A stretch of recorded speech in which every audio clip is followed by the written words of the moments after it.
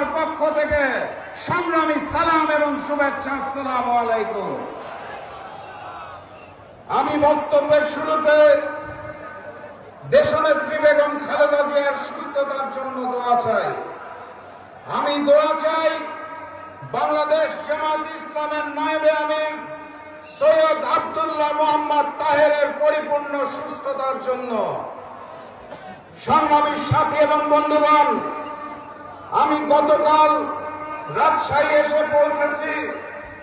আসার পরে রাজপথে যখন হাঁটছিলাম, আমার বারবার মনে হচ্ছিল এই রাজশাহীর রাজপথ বারবার ওই ইসলামী কাফেলা, ইসলামী ছাত্র শিবিরের রক্তে রঞ্জিত হয়েছিল।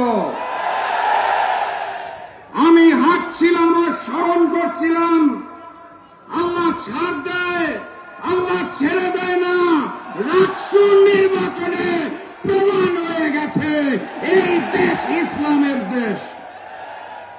সংগ্রামী সাথী এবং বন্ধুগণ, বাংলাদেশে অতীতে 3 বার গণভোট হয়েছে। জাতীয় নির্বাচনের দিন গণভোট আয়োজন করার কোন ইতিহাস বাংলাদেশে নাই। প্রধান নির্বাচন কমিশনার দায়িত্ব নেওয়ার পরে মিডিয়ার সামনে স্পষ্ট ভাষায় বলেছেন, একই দিনে জাতীয় নির্বাচন এবং গণভোট আয়োজন করা আমাদের জন্য অত্যন্ত চ্যালেঞ্জের বিষয়। যারা আয়োজন করবে সেই নির্বাচন কমিশনার বুঝে গেছেন, কিন্তু দুর্ভাগ্য ওই বিএনপি বুঝতে পারে নাই। বাংলাদেশের জনগণ বুঝে গেছে, কিন্তু দুর্ভাগ্য ওই অন্তর্বর্তী সরকার নাকি এখনো বুঝতে পারে নাই। ওই অন্তর্বর্তী সরকার গণহত্যাকারী আওয়ামী লীগকে চিনে তাদের কার্যক্রম নিষিদ্ধ করেছে, কিন্তু গণহত্যাকারী আওয়ামী লীগের কার্যক্রমকে বৈধতা দেওয়া জাতীয় পার্টি আর 14 দলকে এখনো চিনতে পারে নাই।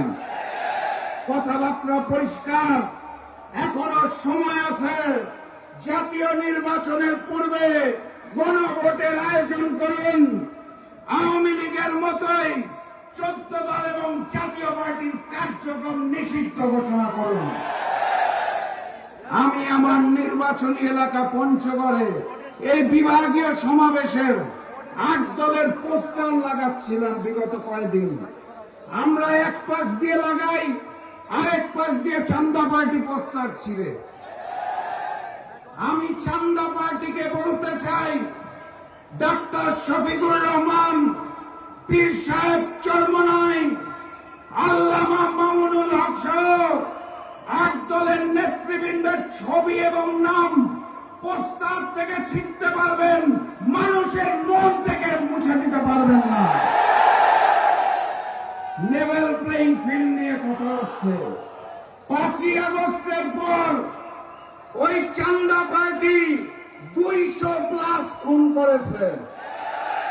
চাঁদাবাজির হিসাব করতে গেলে ক্যালকুলেটরে এখন আর ডিজিট উঠছে না, এত বেশি চাঁদাবাজি। এভাবে লেভেল প্লেইং ফিল্ড সম্ভব নয়। 8 দলের প্রার্থীদের নির্বাচনী প্রচারণায় হামলা করা হচ্ছে, বুলেট ছুড়ে মারা হচ্ছে।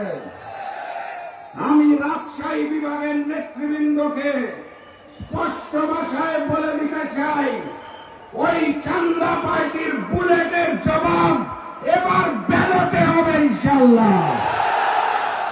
গণভোটে হ্যাঁ বলো, 8 দলের প্রতীকে সিল মারো। গণভোটে হ্যাঁ বলো, 8 দলের প্রতীকে সিল মারো। এই পদ্মা প্রমত্ত পদ্মার পানি নাই, ভারতীয় আধিপত্যবাদ। আমি শুধু স্লোগান ধরতে চাই, যেই স্লোগানে ওই হিন্দুস্তানের বুক কাঁপে, যেই স্লোগানে পুরাতন জালিমদের বুক কাঁপে, যেই স্লোগানে নতুন করে সৃষ্টি হওয়া জালিমদের বুক কাঁপে, সেই স্লোগান আপনাদের সাথে একাত্মতা ঘোষণা করতে চাই। নারায়ে তাকবীর, নারায়ে তাকবীর, নারায়ে তাকবীর। স্লোগানটা আগামী নির্বাচনে বিজয়ী হয়ে ইসলাম এবং দেশপ্রেমিক বাংলাদেশ গড়তে গড়তে বাড়ি যাওয়া পর্যন্ত স্লোগান চলবে। তার আগে আওয়াজ বন্ধ হওয়া যাবে না ইনশাআল্লাহ। বিজয়ের পথে যাত্রা শুরু, জীবন অথবা মৃত্যু। আসসালামু আলাইকুম।